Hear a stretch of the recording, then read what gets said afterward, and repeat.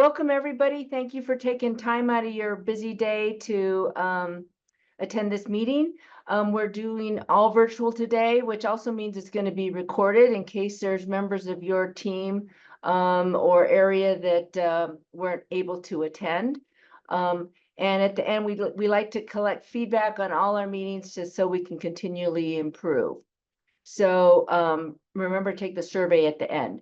So I want to say thank you to Cleveland, Pickett, Gil Ache, and Heather Bleacher for being here to present I Love Black People, Volume 3 in DFM's Journey in DEI. So take it away, DEI team. Thank you so much, Myra, and thank you all for being here. I know you all had a choice of how to spend your time. We're calling this I Love Black People Volume 3, in part to grab your attention, but also because this is the third meeting we've had on this topic in the past 6 years after really beginning our DEI journey as a department in a more organized fashion. You'll be hearing mostly from Gil and Heather and I, and we'll try to make it interactive. There'll be a couple of Zoom polls to engage the audience, and hope you all enjoy our presentation.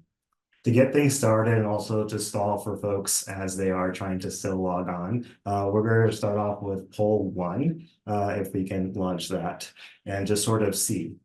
I think when we talk about DEI, there are so many acronyms, so I wanted to just sort of see what you all think about the acronyms we use in our department. And so, which of the following pairings are correct in the way that our Department of Family Medicine, when we describe DEI? Just pick one answer.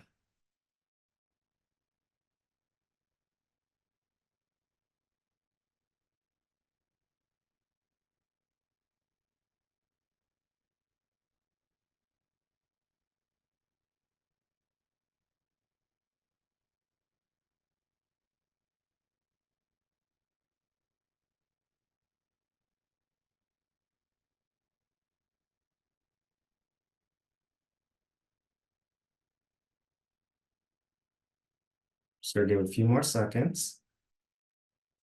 So DEI, diversity, equity, inclusion, DEIA, diversity, equity, inclusion, anti-racism or anti-oppression. Justice League, our DEI listserv for the DFM. JEDI team, Justice, Equity, Diversity, and Inclusion, the name of our team meeting. DHE program, the Diversity and Health Equity program, which the original name for the program, or all of the above.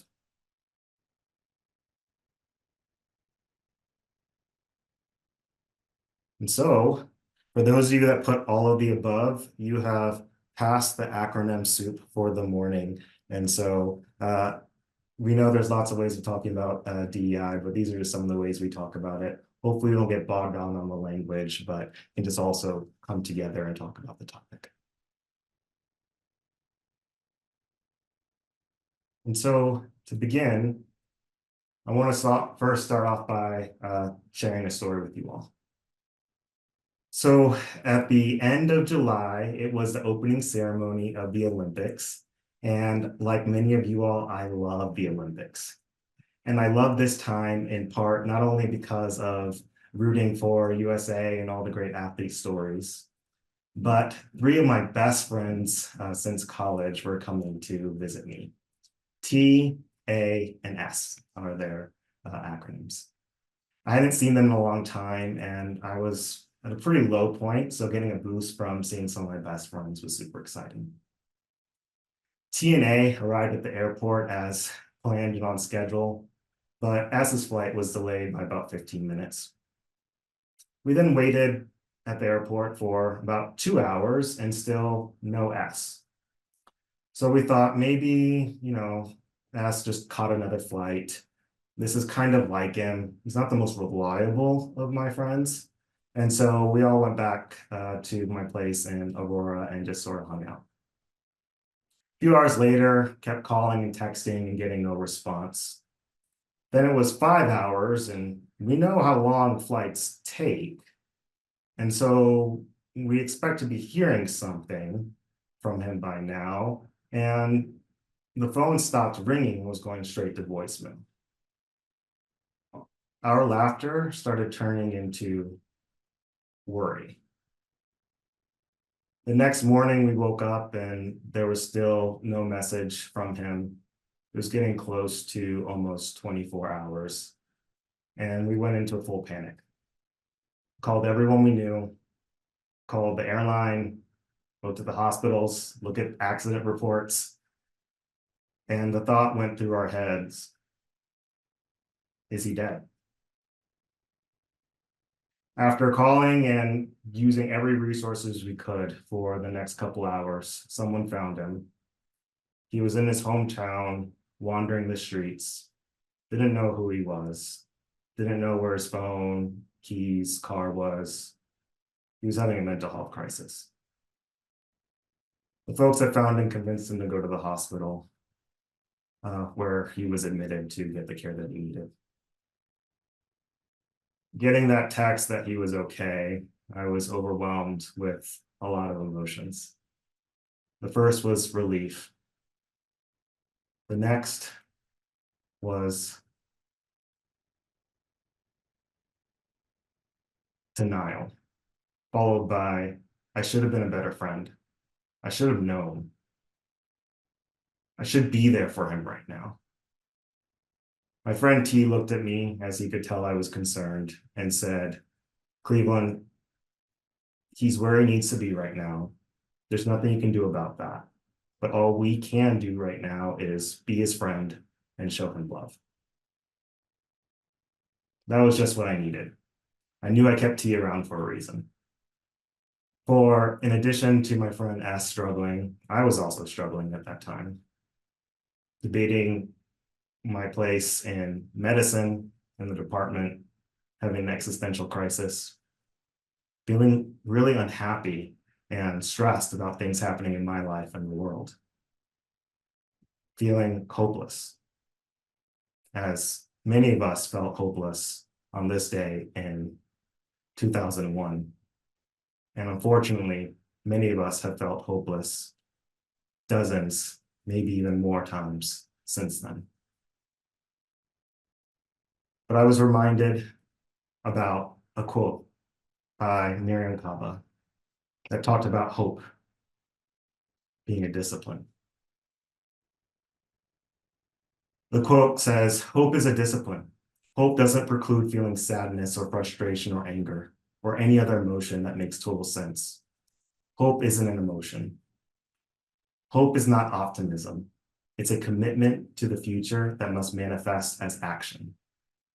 That discipline matters most when it's hardest and when the stakes are highest. This is such a moment with much to lose and with much to win. And so I reframed things and thought about what could I do? How can I have the discipline to move forward, to do what I could for my friend, to do what I can in my life, to take back control. And my hope for you all is that as you all think about DEI work in your life, your journey, that you approach it from a level of hope as a discipline, and that you'll be hopeful with me as we move on and talk more about our department's journey.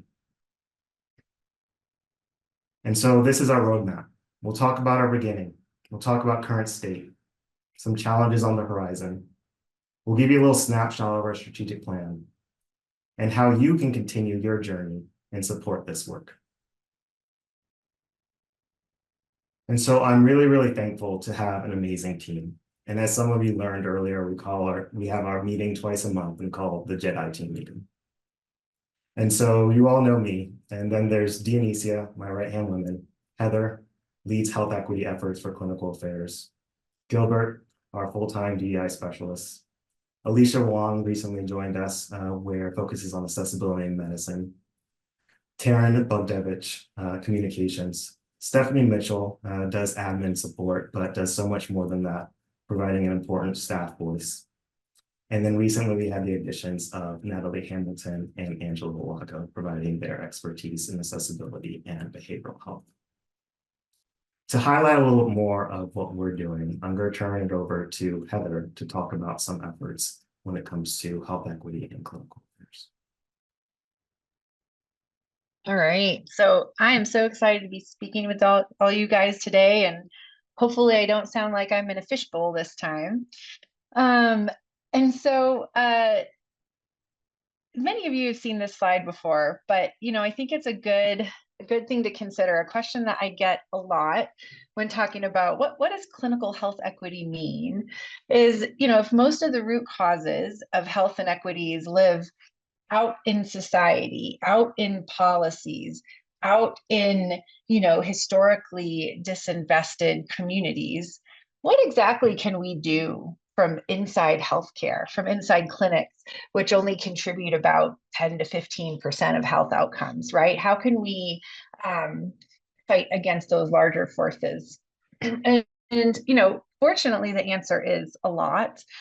And especially when we keep in mind that our clinics, our organizations are microcosms of, shaped by, and built on, the society, political, policy, community forces that work on all of us. And so I always think it's good for us to refresh our memory about what are our options in clinical spaces.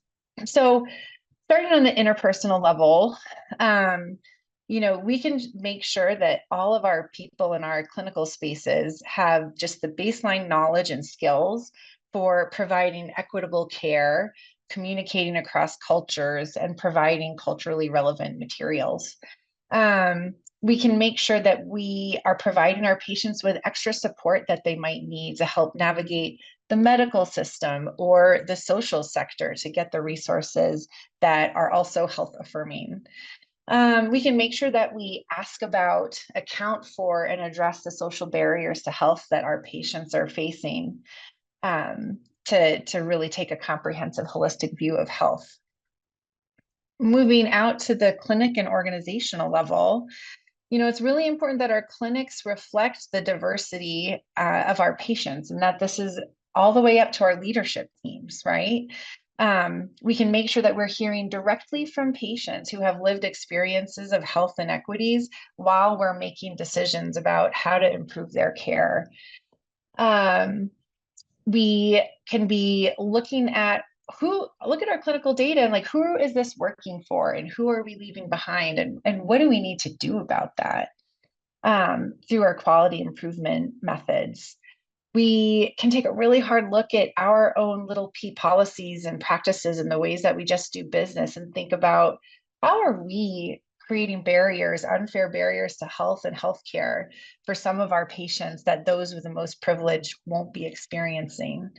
And also just making sure that we are communicating a clear priority for health equity, and that we have a plan, and that we are holding ourselves accountable to making these clinical spaces as equitable as possible, where all of our patients have the best opportunity to achieve their optimal health and well-being. Stepping out on the community level, we have opportunities to shop and hire locally in our local communities to help support the economics there. We have opportunities to be mentors, or in other ways support health profession pathway programs, so that folks and kids in our communities where our clinics are have the exposure to healthcare professions to try to help support diversity in healthcare.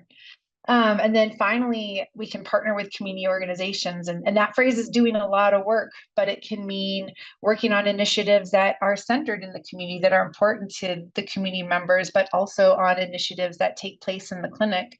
And just a quick shout out and thank you to everyone who showed up for the DFM and the community events over the last week. Those were great.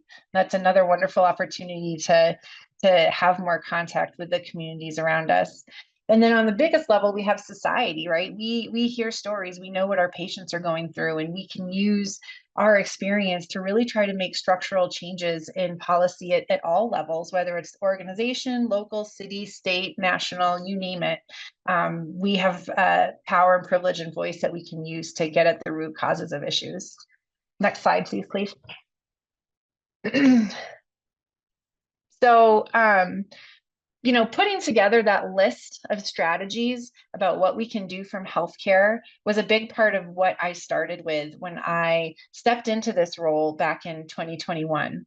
And I'm just going to give you sort of like a quick timeline of the milestones from the clinical side of things. So I did that research. I spent a lot of time getting to know the leadership in our HOPD practices. And just as a point of clarification, at this point, really focusing on our HOPD practices, I haven't had the bandwidth to take the opportunity to get into our community clinics as much as I would like. And really understanding, the different nuances and contexts of each clinic, like what is their understanding as a leadership team of health equity and what it would mean for them and their patients. In 2022, I launched an annual health equity survey that all of our staff and clinicians in our clinics take. And thank you for all of those who have taken that to really help me get a pulse on what do people on the ground, what are their beliefs, attitudes, practices around health equity. And that has been really useful in helping inform decisions about what types of trainings to do and where we can make progress. And then later that year, we started initial trainings across our HOPD clinics, including Health Equity 101, doing sexual orientation, gender identity trainings, and some of the community health data walks that some of us have done. In 2022, late 2022, 2023, we had a big milestone. Carlos Rodriguez did a lot of work with me and Kyle Knierim to do a one-time health equity clinical quality data download. How many more D's can I get in there? And what this did was this provided each of our clinics a snapshot of how good is our diabetes control? How good are our mammogram rates? And looking at that, but then comparing across race and ethnicity groups, looking at interpreter status and really letting people see, oh, this is actually not just a national issue. This is showing up in my own backyard with my own patients. And then shortly after Carlos did that incredible work, Kyle and I continued to work with a colleague in internal medicine and with UCH informatics to actually develop a live real-time health equity quality dashboard that any clinic can access at any time to keep an eye on their equity.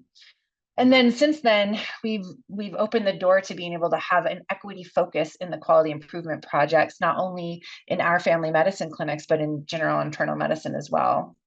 In 2024, Gil has joined and has had more involvement in working with the clinics with me, which has just been fantastic to be able to offer more support. And we are regularly checking in with clinics and providing technical assistance and helping discuss data, give them back their survey results, et cetera, et cetera.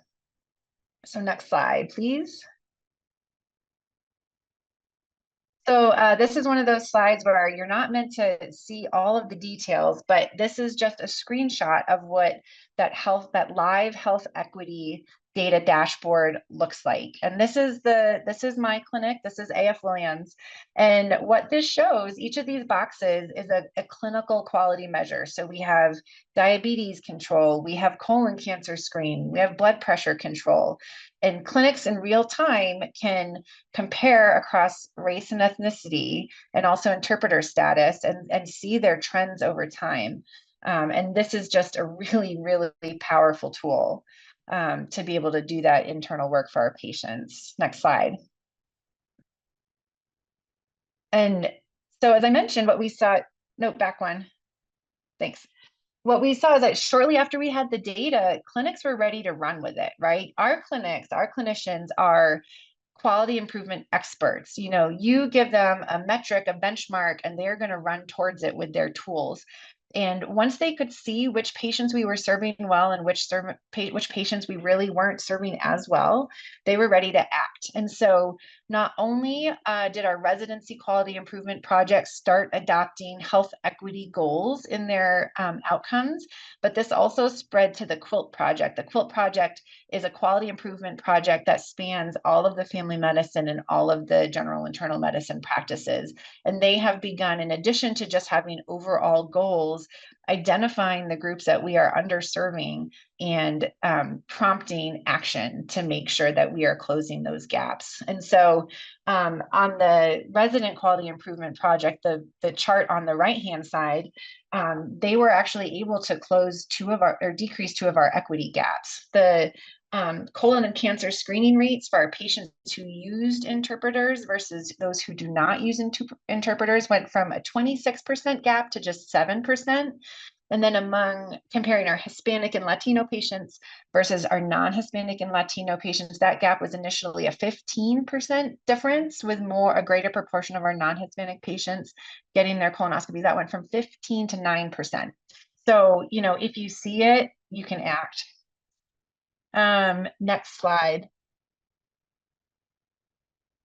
Oh, I'm really realizing now I forgot my poll and now it's too late because I've given you the answer. What I was supposed to ask you all is, which strategy do you think most of the clinics or all of the clinics are actively working on? Well, here you go. Here's your answer sheet. So another thing that we have been doing is checking in with our clinics every 6 months or so and asking them to tell us, which of these strategies are you working on? Which ones are you thinking about working on but haven't made any change in yet? Which ones are just not even on the table right now? And so this table just sort of shows, for each big bucket of strategy that we have, the number of clinics that reported they were working on that activity at the start of fall 2022, and then most recently in spring of 2024. And what we've seen is a lot more clinics are working on prioritizing health equity, doing continuous training, identifying their health and healthcare inequities and acting on it, and then also looking at their institutional policies and practices. Are all of the clinics doing all of the things? No, of course not. That's just not humanly possible. But we are seeing real, meaningful change, which is just my best part of my job. So in the next few slides, I just have a few individual shout outs for our clinic. So if you could go to the next slide. So recently, our Lone Tree Primary Care Clinic, they just completed a 4-session clinic-wide health equity and action lab training. These trainings come from the Office of Diversity, Equity, Inclusion, and Community Engagement, and they cover microaggressions, upstander, health equity and action. And this clinic, they did it all together. They brought all of their staff, all of their clinicians together to get on the same page with the same vocabulary and make important changes in how they do business, so they're serving all of their patients really well. Next slide. At the Wish Clinic, Gil and I were invited to do a health equity training for their patient advisory council, which I thought was a really cool and unique thing. They have goals to try to increase the diversity of their patient advisory council, and they wanted to get that health equity language to their PAC so that they could start having those conversations and thinking about how they can bring in more and different voices. Next slide.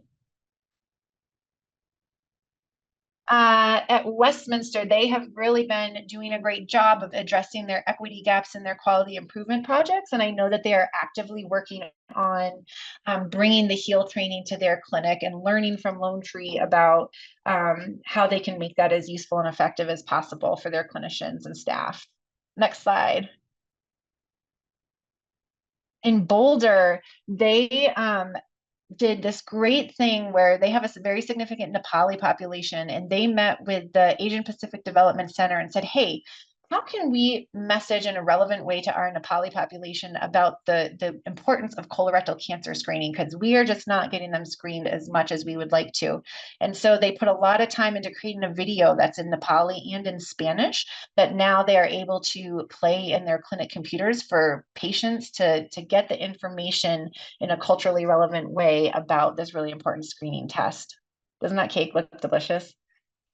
And then AF Williams, we have done 2 listening sessions with our Hispanic and Latino patients with type 2 diabetes, because we did not have as our rates of diabetes control in these patients were not as good for our non-Hispanic and Latino patients. And we wanted to make sure that we were getting at the issues that were important to them as we tried to improve their care. Next slide. And so the things that Gil and I are looking forward to are getting our 2024 survey results back and seeing what we can learn from that. We are planning a cross-clinic health equity gathering next month to bring folks from across our HOPD practices to have some shared learning around what is going well and what they could use support on in their health equity endeavors. And then we're looking for more and better avenues for patient and community engagement across our clinics. So Thank you. Thank you, Heather. And so I asked Heather to just talk about what we're doing in the clinics, in part to just give a snapshot of some of the work that we're leading with you all. But now I want to transition a bit and just highlight some things that you all are doing with very little support from us. What I mean by that are these are things that you all have taken forward, and they're amazing because so many people in this department see health equity and DEI work as core to who they are. And so I want to start off by shouting out research. And so research has done so many things throughout the years, and a lot of the health equity related work has been refugee care, addiction, chronic pain, LGBTQ health, loneliness, rural healthcare, etc. And whether you consider research to be primarily focused in health equity or not, there's still many things that people have chosen to do for not only the research projects they go on, but also how they incorporate into the work with their teams. This picture here is from Dr. Sarah Brewer, who is co-presenting work on building equitable research partnerships with refugee community members at a refugee conference earlier this year. This other slide at the bottom left is Jennifer Halfacre presenting on the Colorado Perinatal Substance Use Disorder Conference, some of her work. The listening sessions with Heather described was work done with Chrissy Rabaza and Tristan Hall. This is a slightly different listening session, but they sort of noticed that as they're talking about health equity in their clinics, it's different when you're having those conversations with our faculty than you're having it with staff that have various levels of power, privilege, assets, etc. And so they looked at some themes and found some information there to help empower us for having these conversations in a better way in the future. Farley Center. And so the Farley Center has chosen to make health equity and applying the DEIA lens core to all of their work. There are too many examples of this, and I'm just going to shout out a few. From Mental Health as Wealth high school internship program, trauma resilience education, working with folks with history of PTSD, with refugees, asylees, and victims of human trafficking. Rural Futures program, creating policy roadmaps to strengthen rural and frontier hospitals. They're just doing so much work, and I really appreciate how they've really taken on themselves to move this forward. Behavioral health. And so some pictures here on the top is Dr. Chandra Brown-Levy and bottom Lauren Toll. And so Chandra has been a huge advocate for gender affirming care and has done a ton of work of really putting in that process into our clinics. Lauren at her clinic has been working with Spanish-speaking medical assistants at Westminster to get Spanish depression anxiety screening tools. When it comes to education, there were many examples. I'm just going to call out 3 of many. With the rural track, our rural track is a gem in this country. And rural is a really important diversity, equity, inclusion issue. And we forget to talk about that. These are just some photos of our leaders, Mark Deutschman and Roberto Silva, working with their students as we continue to grow the rural workforce. With our fellowship programs, this is Dr. Kelly Arnett. With the Palliative Care Fellowship Program, the Palliative Care Group came together and said, we want to train ourselves and train others how to be better upstanders and how to address micro and macroaggressions. They are now one of the national leaders in palliative care doing this work and have done many trainings for many folks on this campus and published on this work as well. And then our residency program. Our residency program has been doing work in DEIA for over half a decade.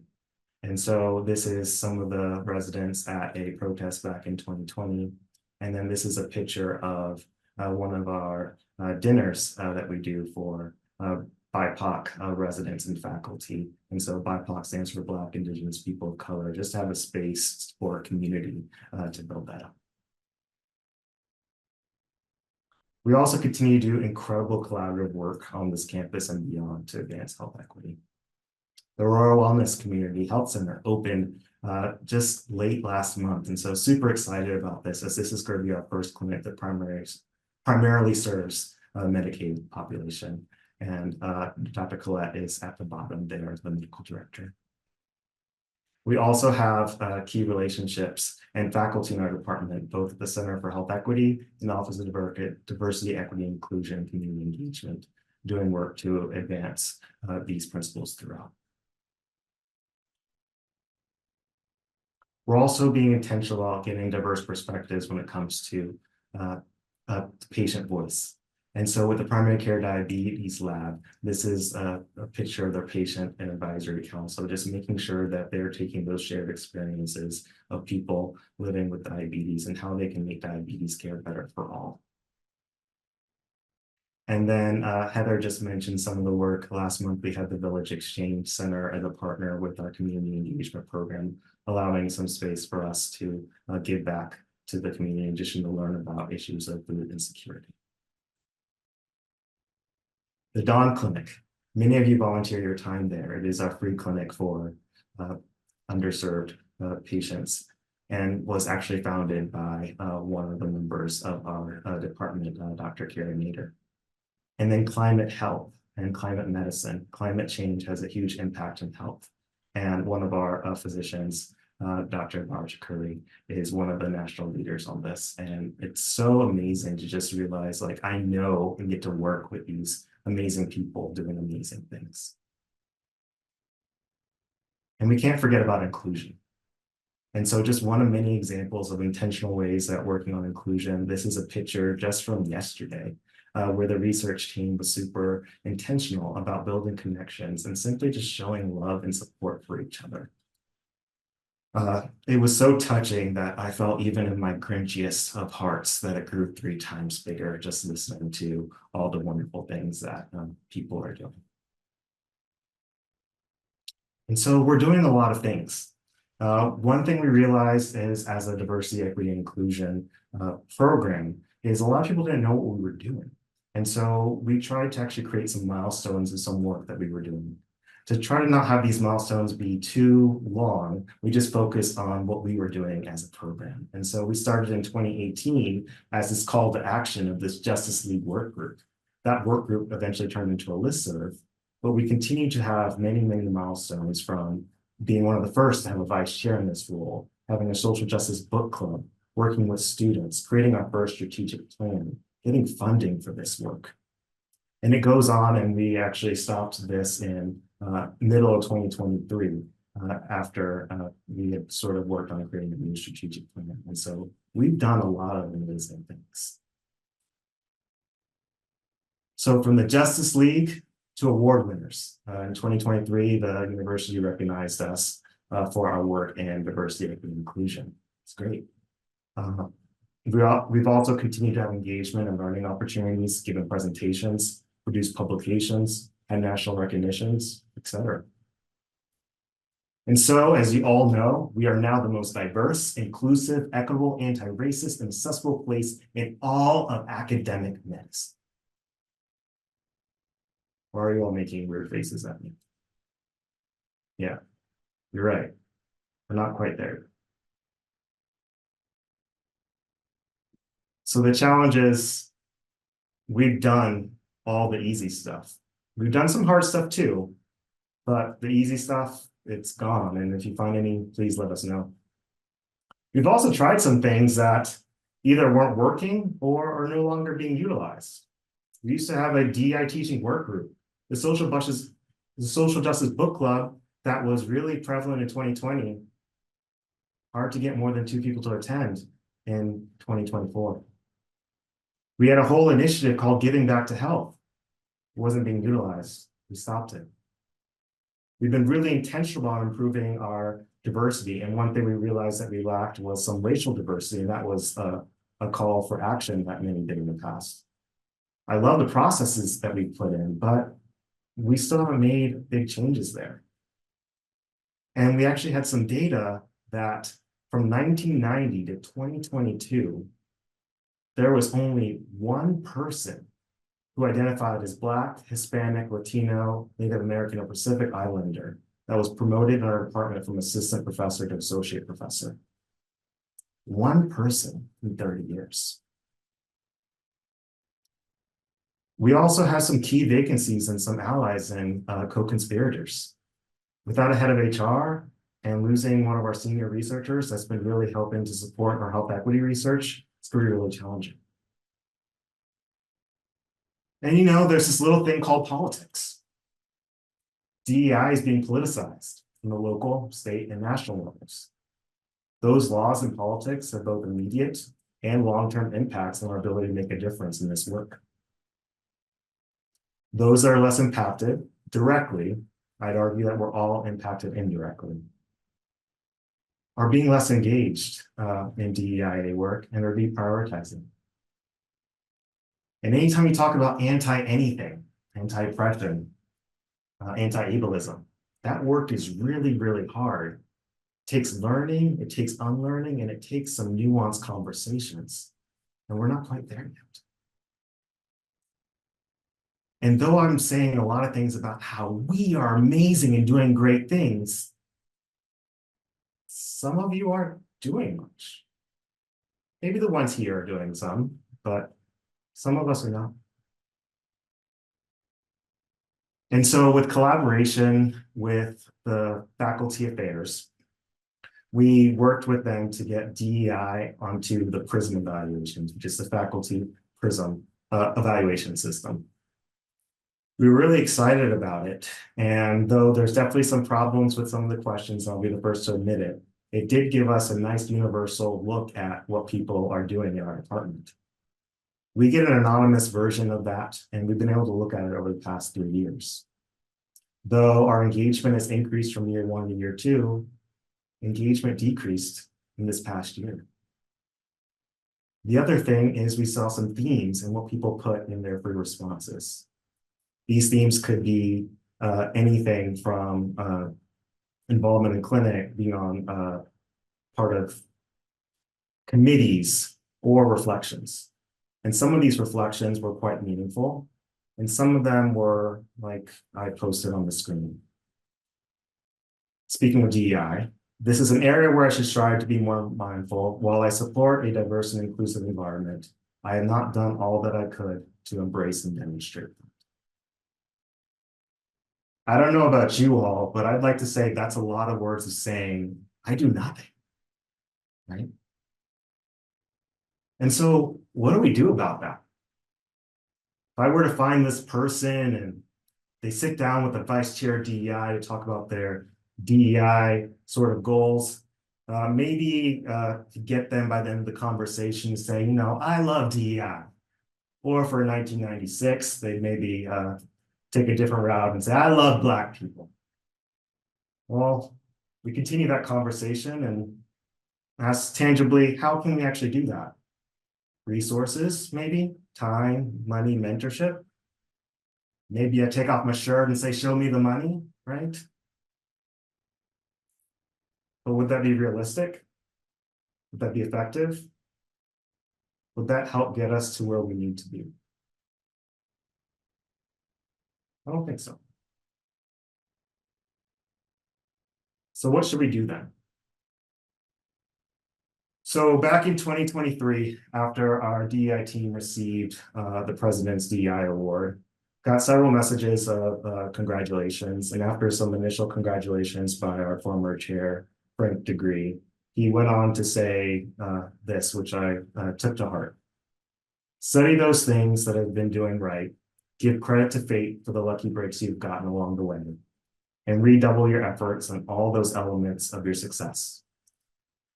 But we are not where we want to be as a department, as a school, as a society. And in some ways, the hardest parts are ahead. So what did we do? We studied. Our team invested in the development of DEI and in our leadership team. We talked to mentors and peers. We hired an expert. Gail joined our team. And we blew up and created a brand new strategic plan because we need to do things differently. To talk more about the strategic plan, I'm going to hand it over to Gail. Thank you, Cleveland. So what you see here are the goals of our DEIA strategic plan. And it's populated with a lot of words I think that you'll recognize in a typical DEIA/health equity type of work plan, but we also wanted to call out some other pieces that I think often are overlooked. So things like sustainability, data and evaluation, communications. I spent prior to CU Anschutz, I spent years as a youth organizer and then doing philanthropy work. Across that, I did a lot of community engagement. I wouldn't know how to do health equity work without community engagement. So we included those pieces as well. Next slide, please.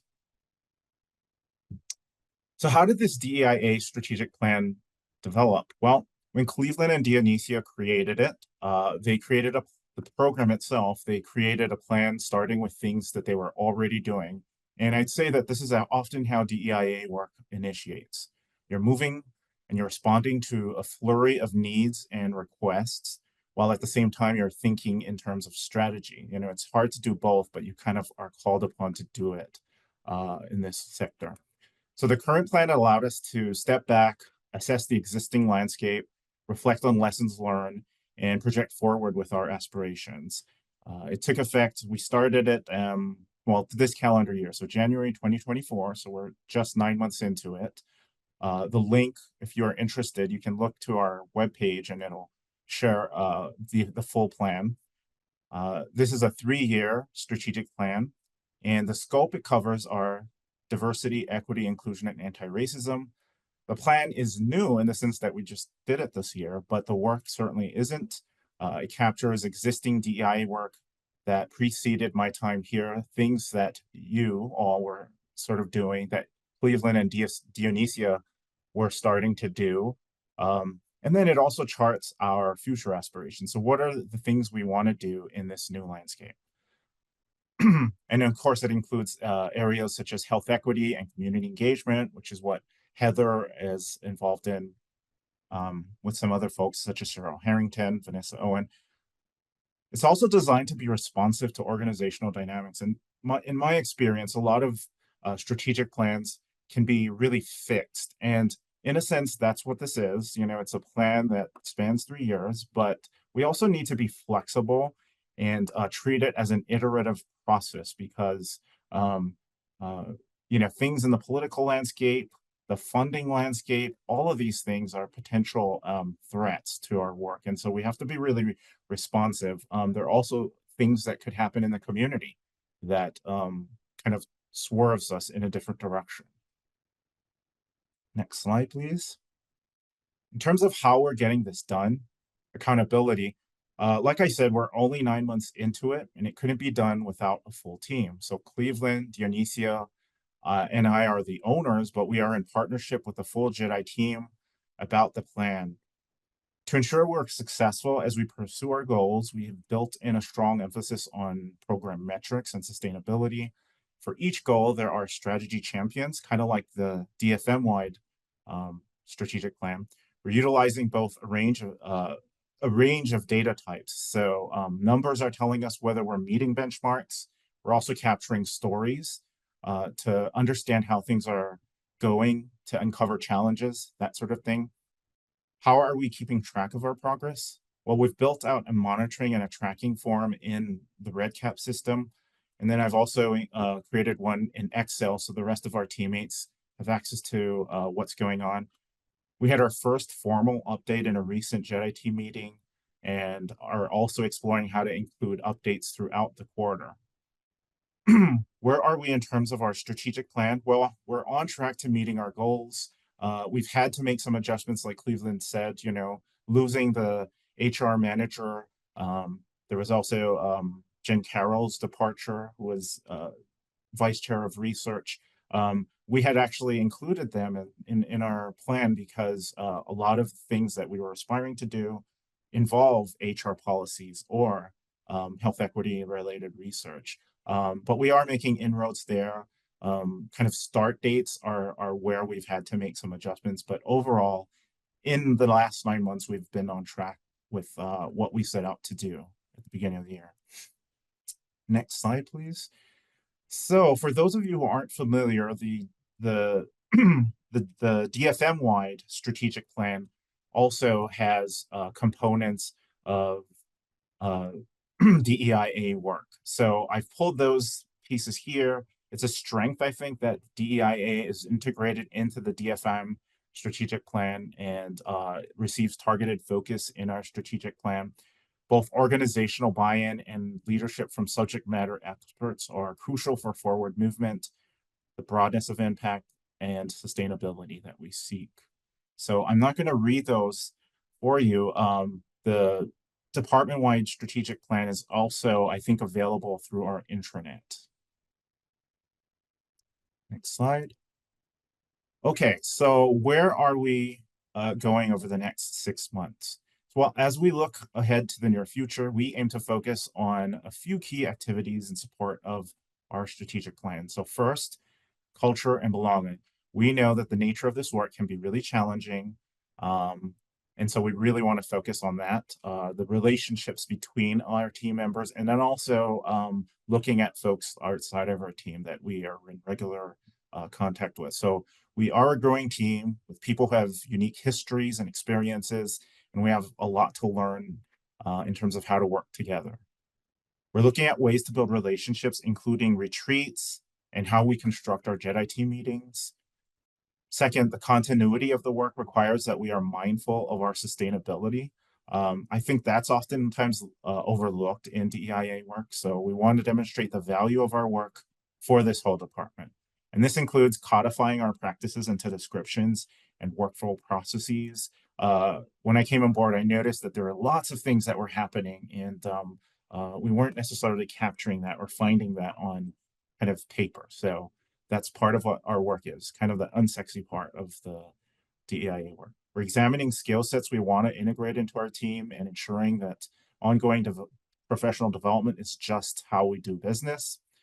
The nature of this work, I think, entails a lot of emotional labor, and it can lead to burnout. So we're trying to cultivate our well-being practices.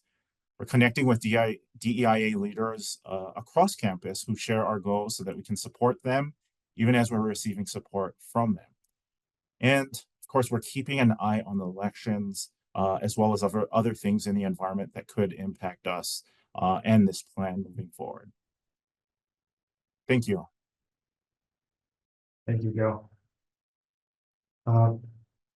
A listserv I follow used to call itself Anti-Racism Weekly, but they recently rebranded their name to Reimagined. In their rebranded email, they stated, "We have reimagined how we live, work, and thrive. We've had tough conversations with family members, redefined how we engage in our neighborhoods, and radically restructured our workplaces. The heart of this space is not what we've learned, but what we have done to steward a more just tomorrow. There will still be explainers, history lessons, and current news, but it'll go beyond that, what is, to what is possible." And our hope is that as we take our strategic plan from the department, from the DI team, from you all, that we will work together to reimagine what is to what is possible.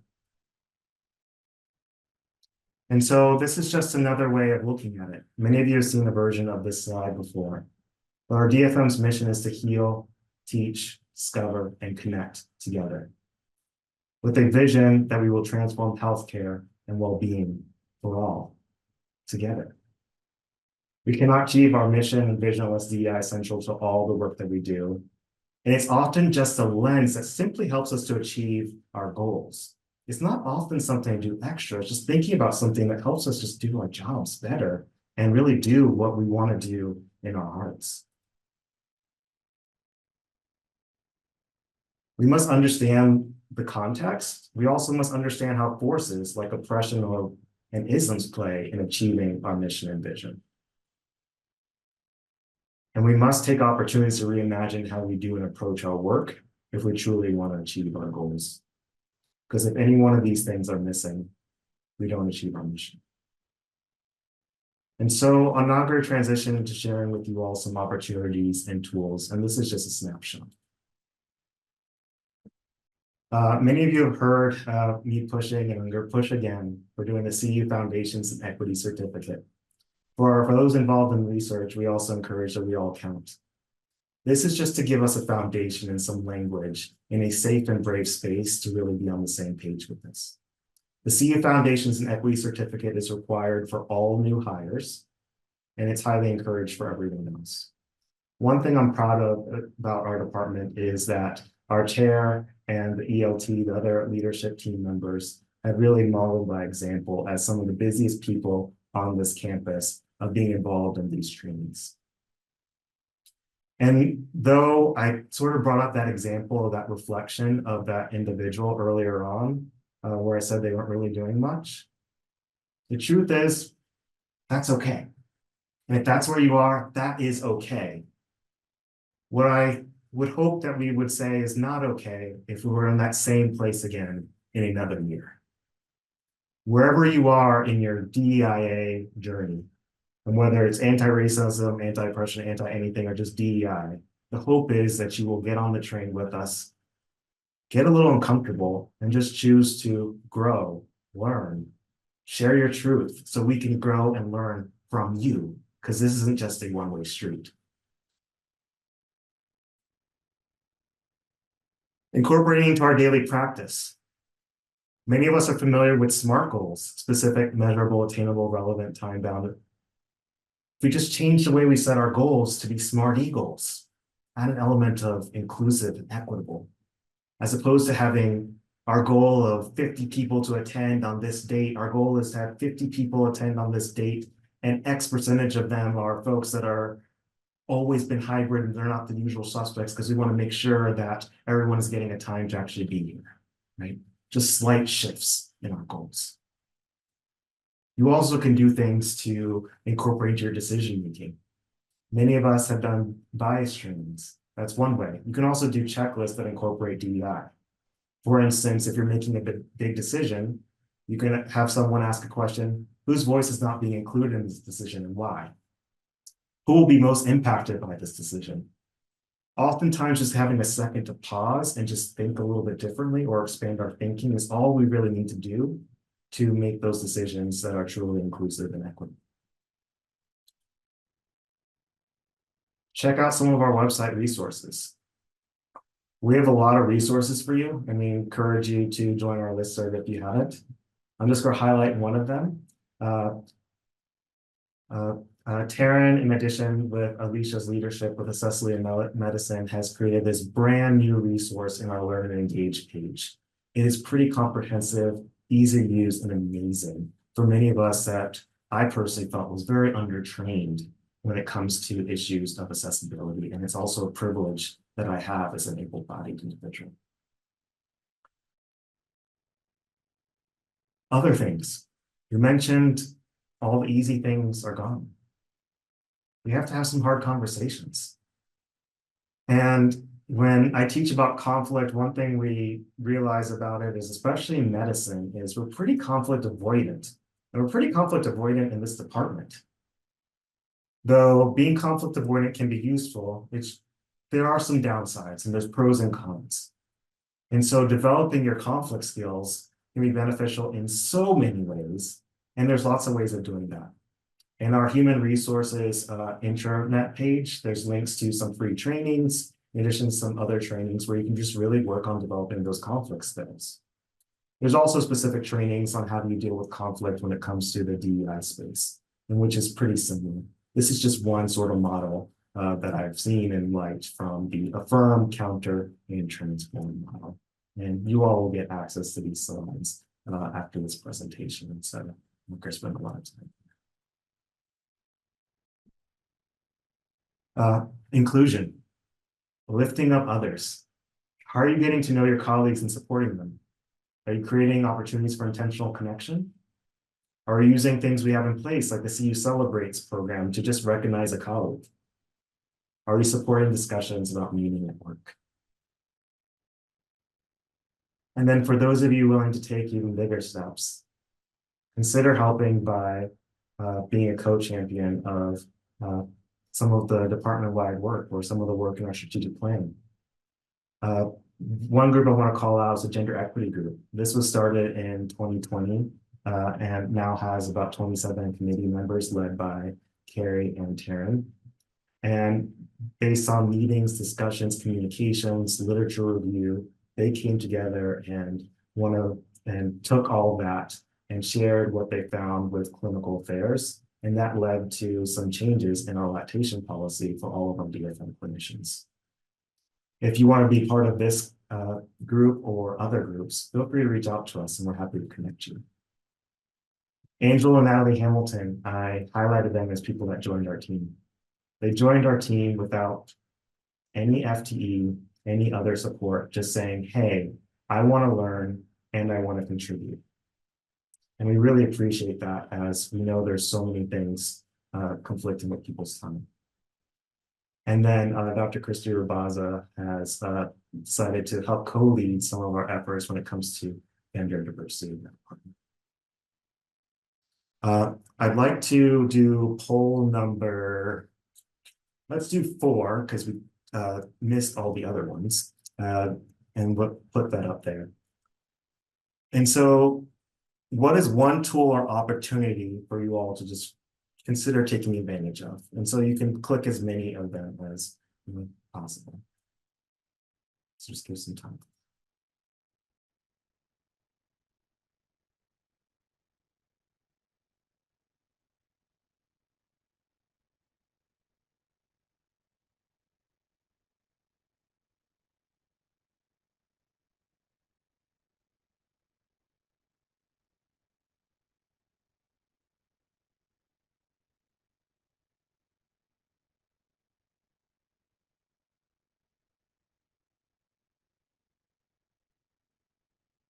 Let's give it 5 more seconds.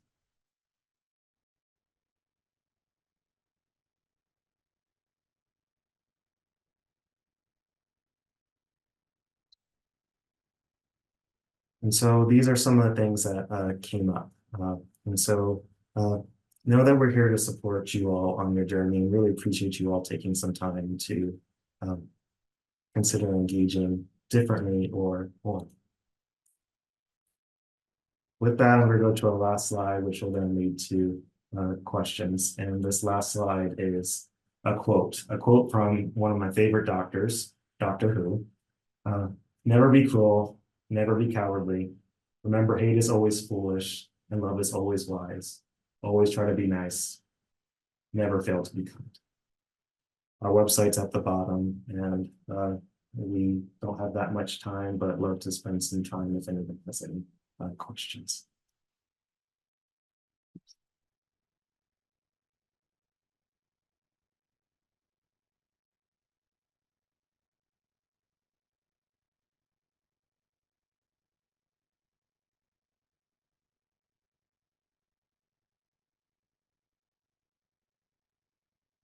You all should have the ability to unmute. If not, please feel free to yell at me.